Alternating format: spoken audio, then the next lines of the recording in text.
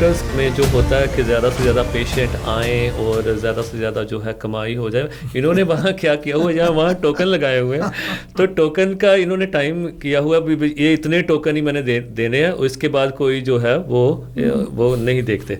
तो ये मुझे बड़ी अच्छी बात लगी कि कोई ऐसे लालच नहीं इन्होंने रखा हुआ है, टोकन ख़त्म तो बाकी कल देखेंगे। तो फिर भी मैं देखता हूँ कि टाइम फिर भी कितना ही लग जाता है, रात को भी ये लेट हो जाते हैं। वैसे आम इनका ये शायद 6-7 बजे तक शायद होगा, पर ये काफ़ी इनका टाइम जो है चला जाता है। जो टोकन भी देते हैं उसमें ये उनको कोई ऐसे भागम भाग नहीं होती कि फटाफट अगला, बड़े आराम से प्यार से ये चेकअप करते हैं।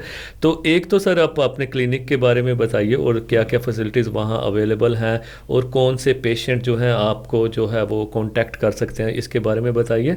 ऐसे है हमारे पास तो जो 90% जो केसेस हैं उसके लिए फैसिलिटी अवेलेबल, जैसे आई टेस्ट है, आई टेस्ट का कर लेते हैं। अब जैसे आप पहले कह रहे थे वो स्क्विंट जिसको टीर है, उसका ट्रीटमेंट हो सकता है, उसका सर्जरी हो सकता है, उसका बाकी जो ट्रीटमेंट है, मोतिया का ऑपरेशन होता है, चाहे काला मोतिया हो चाहे चिट्टा मोतिया हो।